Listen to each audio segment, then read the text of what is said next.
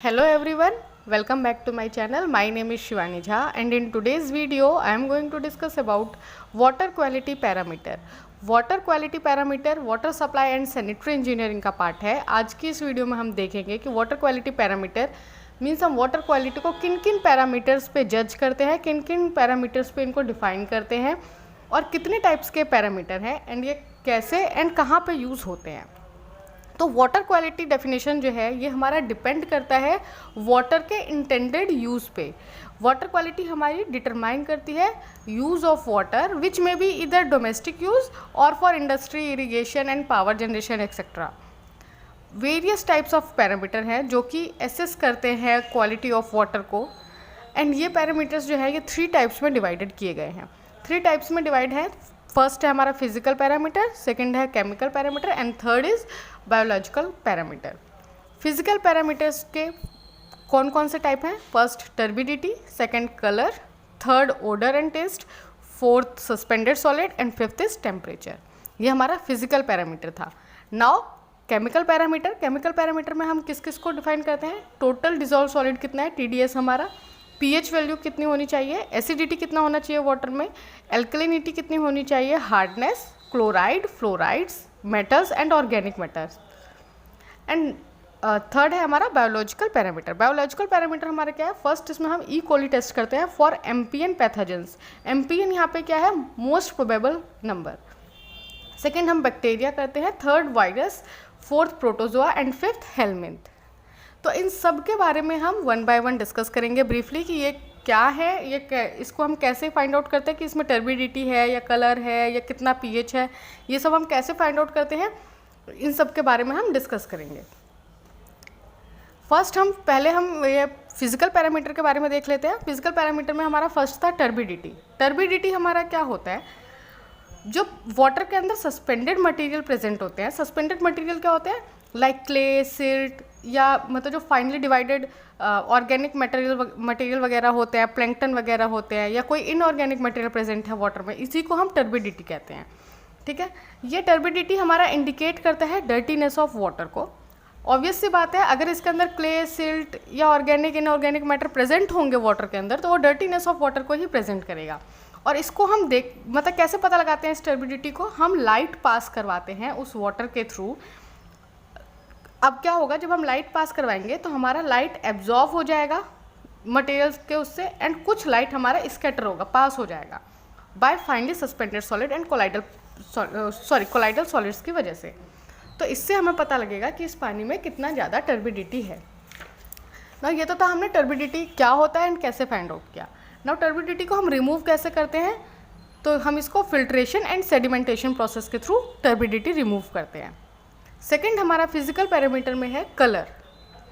Colour क्या है? Pure water जो हमारा होता है वो हमारा कलरलेस होता है, बट अगर उसके अंदर सस्पेंडेड सॉलिड्स प्रेजेंट है तो वो एक अपरेंट कलर दे देता है वाटर को, वाइल डिजॉल्व सॉलिड में impart true colour to the water.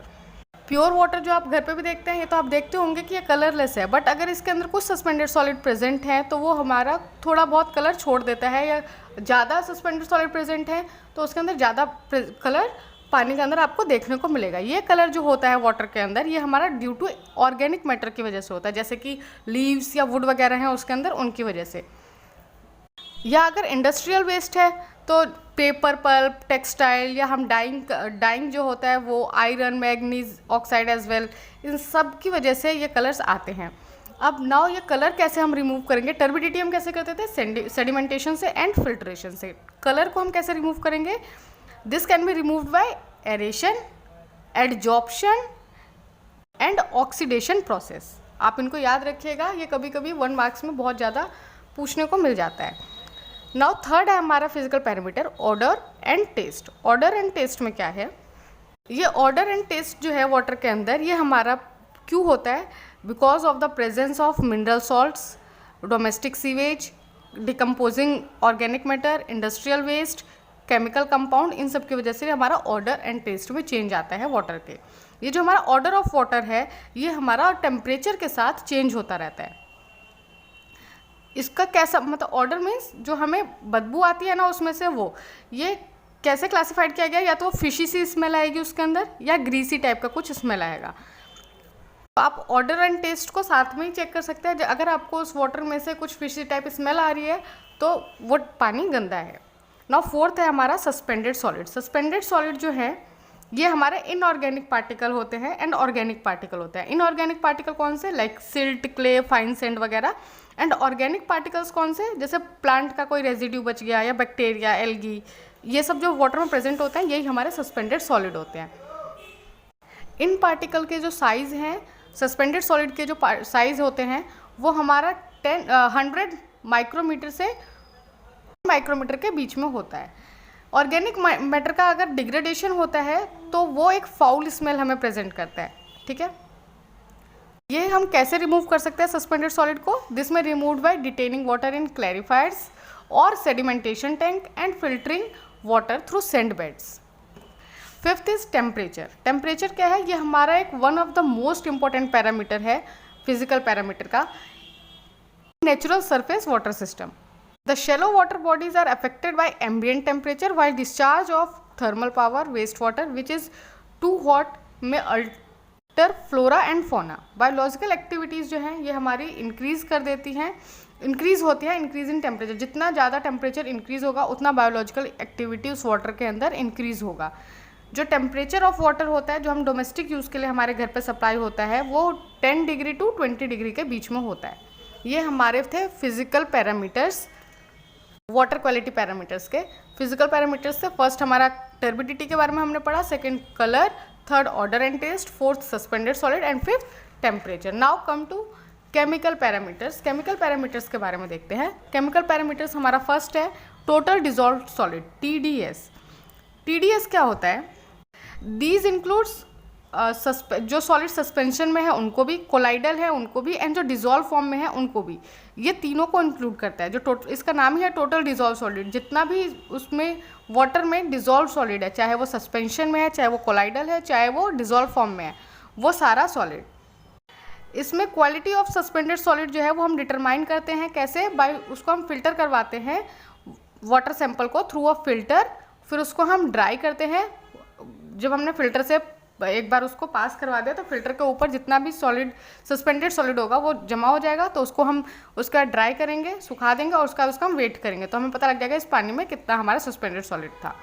ये हमारा सस्पेंडेड सॉलिड का था। एंड जो हमारा डिजॉल्व एंड कोलाइडल सॉलिड होता है वो हम कैसे डिटरमाइन करेंगे, उसको हम इवेपोरेट कर देंगे filtered water and weighing the residue. जो हमारा जितना भी वाटर है फिल्टर्ड वाटर उसको हम इवेपोरेट करवा देते हैं और जो नीचे हमारा रेजिड्यू बच जाएगा उससे हम समझ जाएंगे हमारे डिजॉल्व एंड कोलाइडल सॉलिड कितने हैं इसमें प्रेजेंट।